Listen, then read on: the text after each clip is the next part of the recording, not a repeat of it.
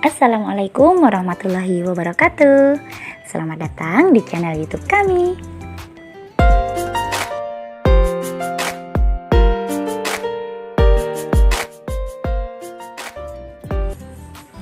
Halo teman-teman onlineku semuanya, apa kabarnya nih? Semoga senantiasa sehat dan bahagia selalu. Amin. Tidak terasa ya teman-teman, ternyata kita sudah sampai di bulan Desember di penghujung tahun 2021. Ngomong-ngomong, sudah pada bikin budgeting di bulan Desember belum nih? Dan semoga segala rencana atau mimpi-mimpi di tahun ini bisa sedikit demi sedikit terwujud. Amin. Namun, bila rencana-rencana itu belum bisa terwujud, tidak perlu berkecil hati ya. Yuk teman-teman, mulai dari sekarang kita bisa lebih disiplin dan juga lebih baik lagi. Dan selalu berprasangka baik kepada Allah.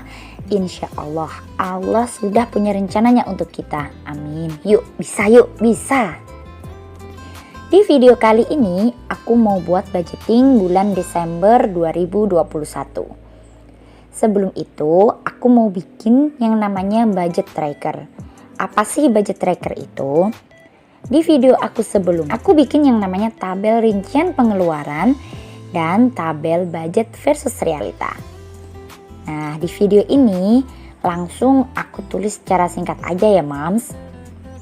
Yang aku isi di sini di tabel adalah pos-pos yang tidak pasti pengeluarannya. Contohnya nih, ada belanja bulanan, belanja mingguan, jajan dan juga refreshing, dan dana tak terduga. Untuk pos-pos yang lainnya itu sudah habis sesuai dengan budget yang sudah saya buat sebelumnya. Kenapa sih Mams? Kita harus membuat yang namanya budget tracker. Nah, tujuan dari budget tracker itu sendiri yaitu supaya kita mengetahui uang kita itu untuk apa aja sih kita pakai gitu ya. Nah, dari budget tracker ini kita bisa cek apakah keuangan kita itu sehat atau tidak. Dalam artian apakah ada sisa ataukah justru berlebih. Dan kita mengetahui budget tracker atau jalur uang kita di bulan sebelumnya itu bisa jadi acuan kita untuk menyusun budgeting di bulan selanjutnya. Alhamdulillah, ternyata masih ada sisa anggaran di bulan November sebesar 112.000. Selanjutnya sisa anggaran ini aku masukin ke dalam dua bagian. Yang pertama aku masukin untuk celengan, dan yang kedua ini tuh rencananya mau aku pakai tambahan dana sinking fund aku. Lanjut untuk budgeting bulan ini, sebenarnya sih masih sama ya dengan bulan sebelumnya.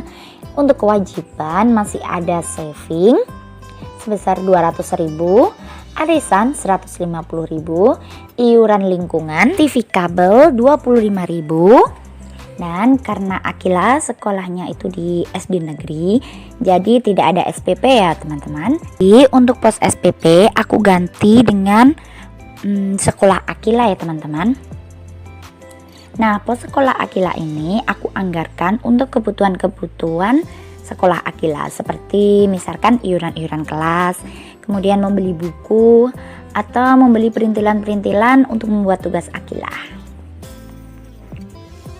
Selanjutnya untuk kebutuhan ada belanja bulanan 300.000, belanja mingguan 150.000 per minggunya, dan di bulan ini selama 4 minggu jadi 600.000.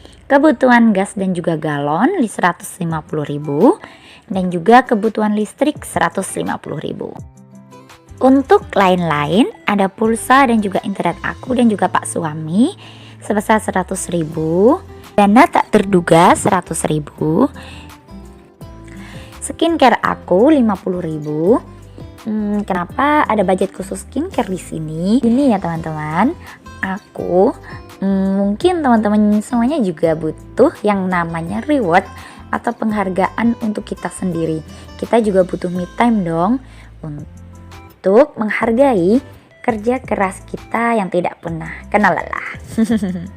Selanjutnya ada budget jajan dan juga refreshing 150.000, Dan yang terakhir ada kebutuhan bensin sebesar 50.000. Yang terakhir, alhamdulillah, dari budget sebesar 2.250.000 masih ada sisa sebesar 105.000 dengan total anggaran kita sebesar 2.145.000. Masih sama dengan bulan sebelumnya ya teman-teman.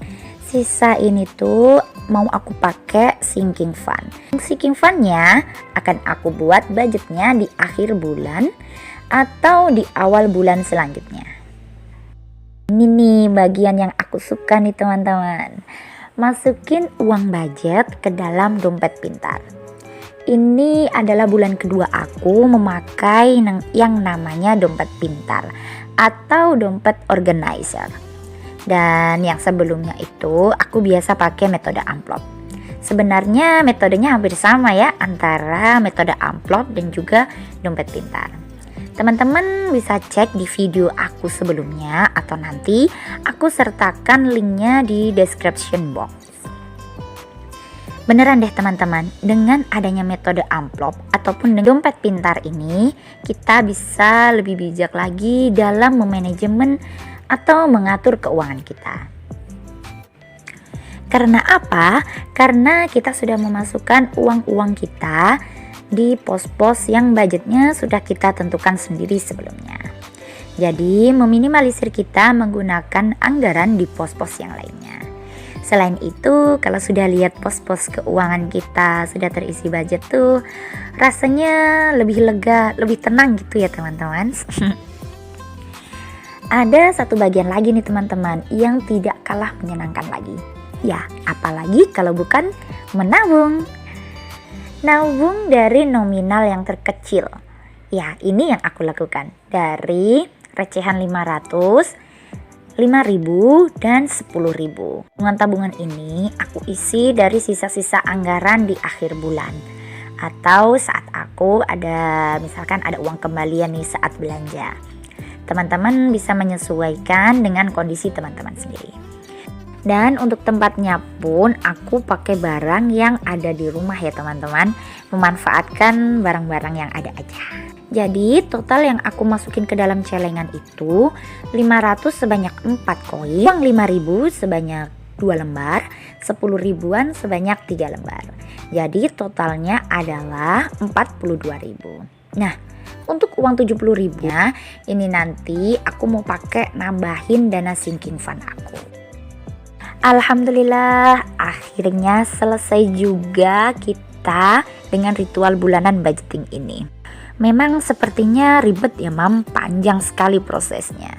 Tapi dengan budgeting seperti ini, insya Allah kita akan menjadi lebih disiplin dalam mengatur dan insya Allah segala keinginan akan menjadi lebih terarah dan tersusun pastinya.